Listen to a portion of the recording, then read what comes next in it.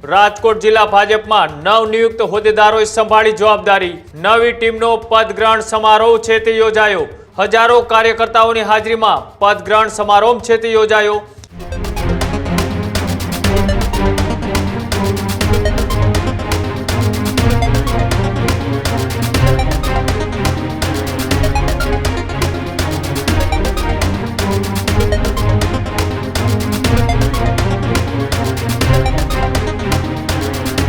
ગુજરાતમાં આગામી ચૂંટણીઓ આવી રહી છે। સ્થાનિક સ્વરાજની ચૂંટણી હોય, તાલુકા જિલ્લા પંચાયતની ચૂંટણી હોય, તે પહેલા હવે ભાજપે પોતાનું સંગઠનાત્મક માળખું છે તે જાહેર કર્યું છે।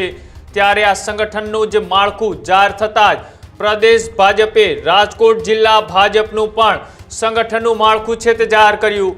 રાજકોટ જિલ્લા ભાજપમાં નવનિયુક્ત હોદ્દેદારોએ સંભાળી જવાબદારી। રાજકોટ જિલ્લા ભાજપની નવી ટીમનો પદગ્રહણ સમારોહ છે તે યોજાયો। નવનિયુક્ત હોદ્દેદારોના પદગ્રહણથી રાજકોટ ભાજપના એક્શન મોડમાં જોવા મળી રહ્યા છે। જિલ્લા ભાજપ કાર્યાલય ખાતે હજારો કાર્યકર્તાઓની હાજરીમાં પદગ્રહણ સમારોહ છે તે યોજાયો। જિલ્લાના વરિષ્ઠ આગેવાનોની હાજરીમાં નવનિયુક્ત હોદ્દેદારોનું છે તે સ્વાગત સન્માન કરવામાં આવ્યું। સાથે જ સંગઠનને મજબૂત કરવા માટે નવા હોદ્દેદારોને માર્ગદર્શન છે તે પણ આપવામાં આવ્યું।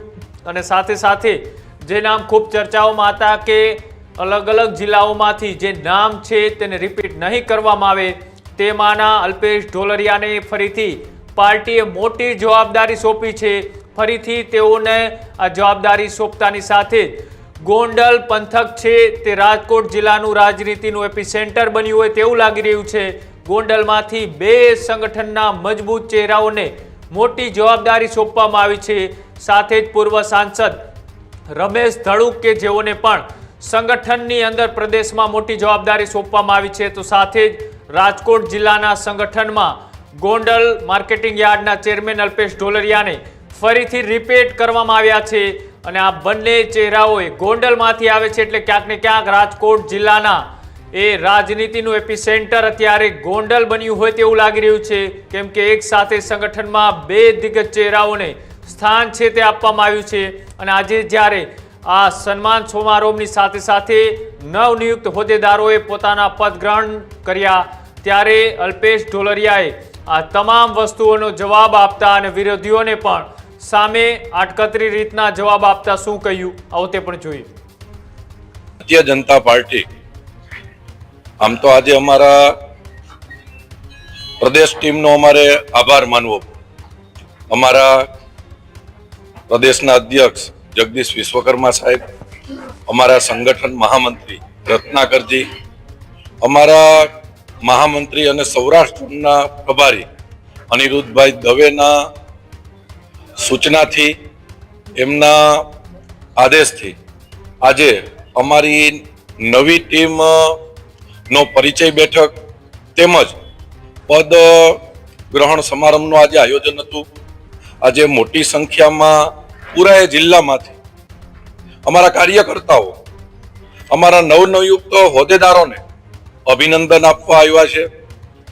જો કે ભારતીય જનતા પાર્ટીની અંદર કાર્યકર્તા હોવું એ જ મોટી વાત છે। અત્યારે જે હોદ્દેદાર છે એ કાલ નહીં હોય। આજ હું અહીં જવાબદારીમાં છું, કાલ નો પણ હોઉં, પણ ભારતીય જનતા પાર્ટીનો કાર્યકર્તા ક્યારેય મળતો નથી। અને એવી જ રીતે આજે જે અમારી આખી ટીમ હોદ્દેદાર બની છે એ કાર્યકર્તા છે અને એને વ્યવસ્થા સંભાળવામાં આવી છે। અને ભારતીય જનતા પાર્ટીનો કાર્યકર્તા યોદ્ધો હોય છે અને એની કાયમ માટે ગમે ઇલેક્શન હોય, ગમે જવાબદારી હોય, એના માટે તૈયારીમાં હોય છે।